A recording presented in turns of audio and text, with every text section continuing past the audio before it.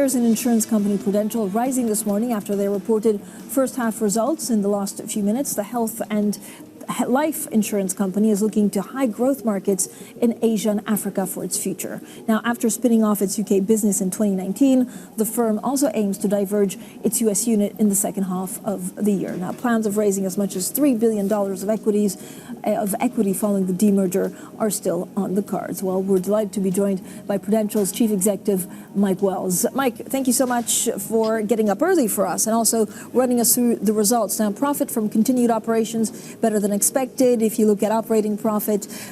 So that was pretty much in line, and then the dividend is also pretty much in line. What's your biggest challenge in the next 12 months?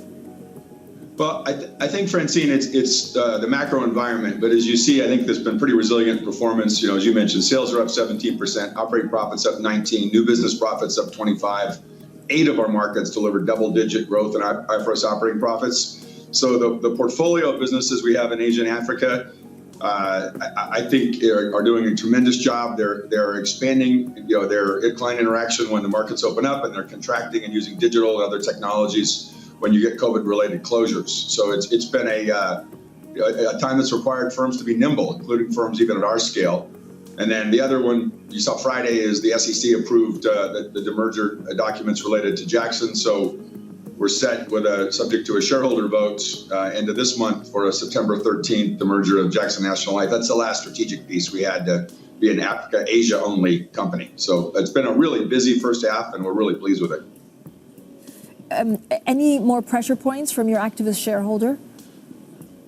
No, I think, you know, all of our shareholders seem to be aligned with where we're going. We'll see when the vote on the demerger, but, you know, we meet with a couple hundred shareholders a year, and certainly Third Point is one of them. And I think we've seen a consistent level of support from them and the strategic changes we've made in the organization.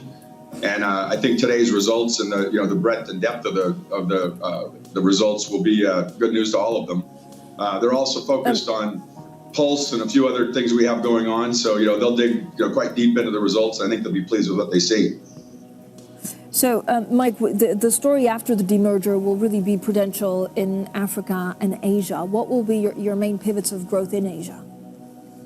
Well, so if you think of the markets for insurance, we're in all of the key markets that have structural growth. You know, effectively 40% of health and protection spend in Asia is out of pocket. Africa, which its population will double in the next, call it 15 years.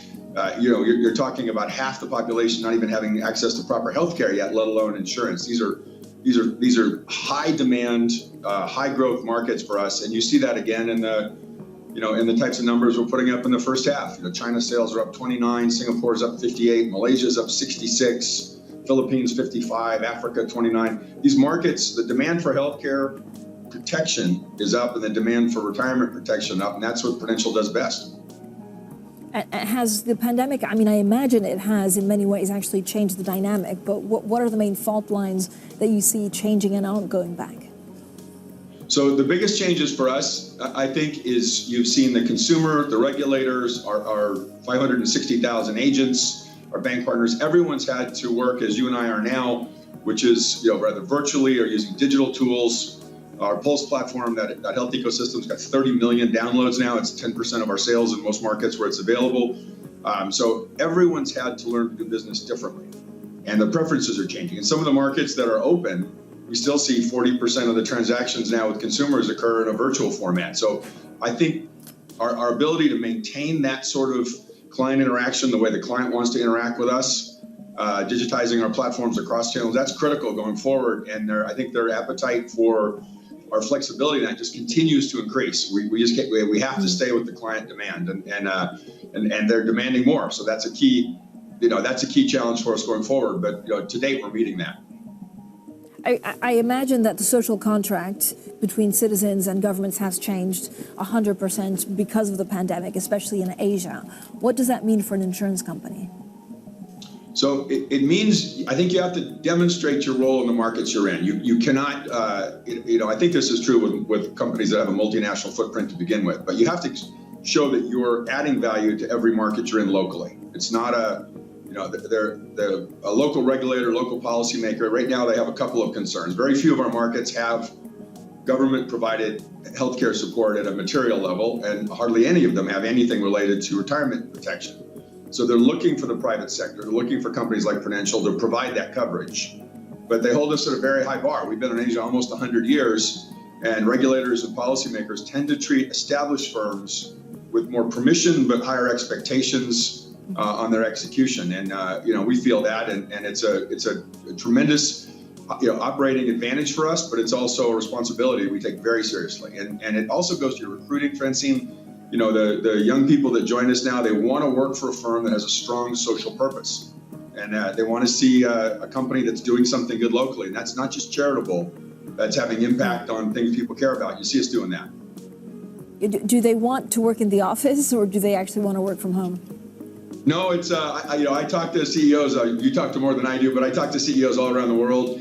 And I think everyone hears the same thing, which is about half your employees are questioning when they want to come back and if they want to come back and how many hours a week they want to be back in the office. So we're about 68-70% work from home right now globally. We have the technology again to support that. That's key. But I think we're not mandating employees back in our offices. We haven't done that and don't intend to do that. And we're looking at new ways of working. We've liked the decentralized model for our staff and our employees historically, and I think you're seeing the strength of that come through with COVID. But it definitely adds new strain on the personal well-being, the mental health. If someone's alone in their apartment or flat working for us for months on end, that's not an ideal situation. So we've added a lot of services for our associates to try and support that. But it's challenging. But yeah, we're dealing with that as well. We're certainly not back in the offices globally. Mike, thank you so much. Mike Wells, our Chief Executive of Prudential, joining us this morning.